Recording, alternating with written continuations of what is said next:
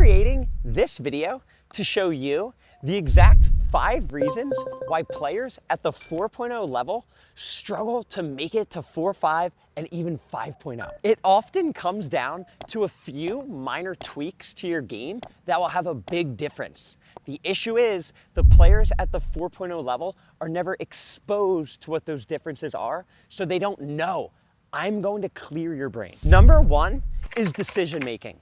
4.0 players often have all the shots in their arsenal, but they don't know what to use when. Here's the most common scenarios that you'll see in a game and the proper decision that you should be making that people often get wrong. Scenario 1 is for our dinking. Oftentimes, if I'm dinking cross court and I get pulled out wide, amateur players try to go back cross court. That's the worst thing you can do. Instead, as soon as somebody hits that aggressive ball to you, you just want to cut it off and go to the middle of the court to completely neutralize the rally. Scenario 2 is when we're in the midcourt. I'll see players have their brain gun-ho on attacking every ball from here, which is not good. They do that because they're uncomfortable. It looks something like this. They're in the midcourt and they try to rip balls from their feet and they never reset. Good, it's very difficult. If the ball's at your knees or below, you should reset like this, bam. If the ball's above that, we can attack, bam. So it's very key to be able to differentiate defense, attack. That is a huge skill. Scenario 3, when there's a dink battle at the kitchen line, 4.0 players will often speed the ball up out of panic and discomfort as opposed to a tactical strategy. So what this looks like is something like this. If I'm dinking with Alec, the rally goes for a lot of shots. I'm starting to get nervous. Uh-oh, off my back foot, bam.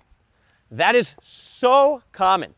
We should only be speeding up the ball when we're in full control of our body and set.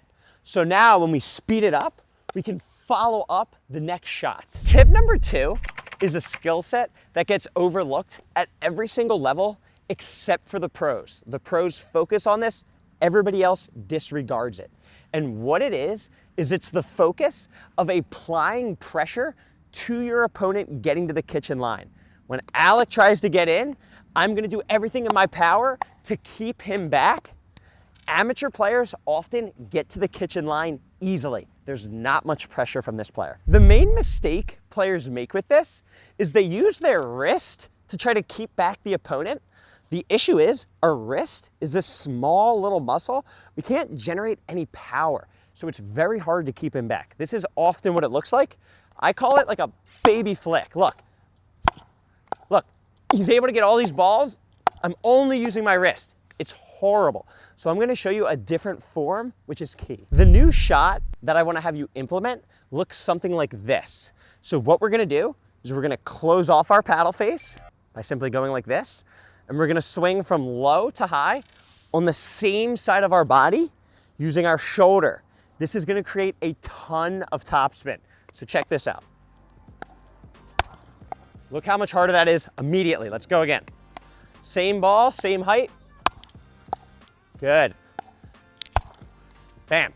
So all I'm doing is I'm pulling up on the same side of my body. I am not crossing over. That's how we get the topspin. The second part to this is if our opponent, Alec here, were to hit a shot that's at about chest height, a lot of people will do the same thing. They use that wrist to try to keep them back. Like this. Like, it's not hard enough. He can really defend them all day. It's not like brute force. If a ball is this high, the point should be over. So I'm gonna show you the right form for that. Instead, we wanna be doing this. Check this form out. It's game changing. Bam, like that. That's called a forehand slap. How do I do that? As the ball's coming, I simply set my paddle. I'm not taking it back. I'm just starting where it is, and then I'm swinging across my body. I am not swinging high to low. High to low always goes into the net. If we swing across, we can send the ball. My arm is very loose, like I'm whipping a bathroom towel. When we combine that with swinging across, it is an absolute missile. Tip number 3, which is one of the most cliche tips, but isn't understood properly, and that's proper footwork. You can't talk about this enough. don't just overlook this because you think you've heard it a million times. When we're dinking, I can't stress this enough. You need to make it more physical than it has to be. Notice when this ball's coming, every time I'm taking multiple steps to get to this ball. I'm not just standing here like this, like I'm in cement. This is what I see at the 4.0 level, and they wonder why they miss balls. Look at Hayden Patriquin, for example. When he's dinking, he's moving around. Not only does it add deception, but it makes it way easier when your body and body weight is behind the ball as opposed to reaching. To take this one step further, I want to share with you a little secret that I've found and I do on all my third shot drops that makes it virtually impossible to miss. So check this out. When people hit their drops, pay attention to my body. This is what I see. So watch my body. Here we go. Look, they hit their drop. And what am I doing? This looks normal, right? This looks like a good drop. But the thing that you don't see is I'm actually rising up with the shot. That's going to be inconsistent when you're stressed or in a tight match. What I want you to do is exaggerate staying below the ball with your knees. Look, so much better. Look, hit the ball. Look at my position. I'm still low. Hit the ball. I'm still low. I am not rising up with it. That is how you miss. Stay low and then go. Real quick, do you want to hear something that blows my mind? 67% of you watching this video right now are not subscribed. I post a brand new video every single day and it's all completely free. There isn't a better spot for you to get better at pickleball in the entire world. Press that subscribe button. Tip number 4 is knowing the correct balls to attack at the kitchen line. This is a super important skill. And what this actually stems from is utilizing your reach at the kitchen line and taking balls out of the air. Good. So this is how I earn pop-ups. Good. The broad strategy you want to follow is after you hit an aggressive dink, you want to lean in after it and capitalize on your aggressive shot. So it would look like this. So look, I hit an aggressive ball, look. I lean in, I reach, I get up on ice skates, and then I can attack. Bam. So that all started because I hit that aggressive dink. I knew it was going to be hard for him to handle. So then I lean in, looking for the ball to attack. If it's not high enough, I'll simply take it out of the air and roll it to one of the corners.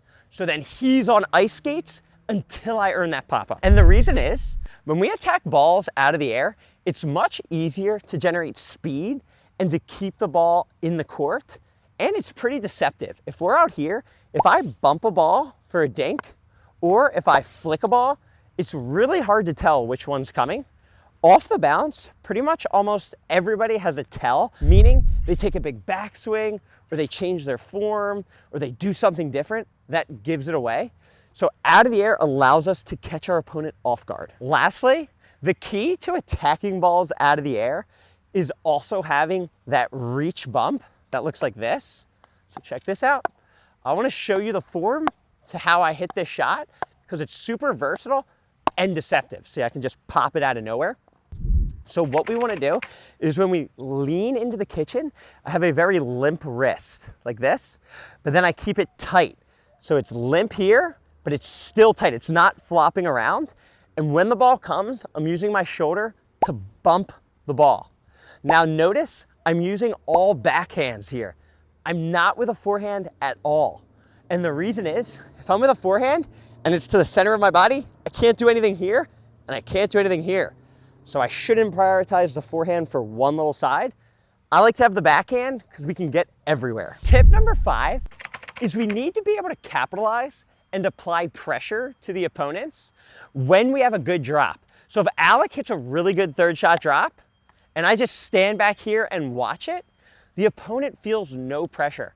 I need to be able to realize he hit a good drop and I take the initiative to make them feel my presence, which could lead to an error or a pop-up. So what we want to be looking for as the partner, let's pretend that Alec is hitting that third shot drop. So the second I see that the opponents are hitting the ball to Alec, I want to be 2 steps in and I'm looking at Alec. Look at my body language. I'm turned to see his shot.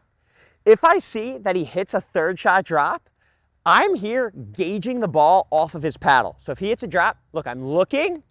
Okay, if the drop is good, like that would have been really good.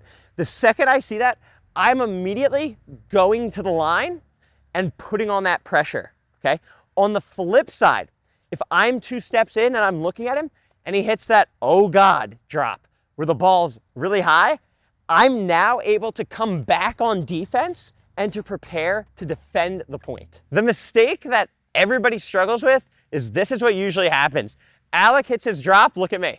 I don't even look at him. I just store him in like this, and then I get smashed if the ball isn't perfect.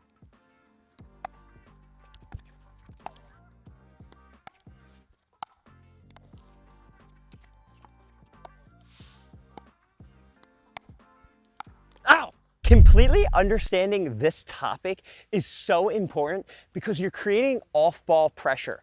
You're not necessarily the one hitting the ball, but you're the one making the opponent feel your presence, which could lead to an error. Thanks for watching. Make sure to leave a comment down below. Type your DUPR rating and which tip has helped you the most so we can see in the comments and compare everyone. YouTube thinks you should watch this video next, and so do I. Keep getting better at pickleball.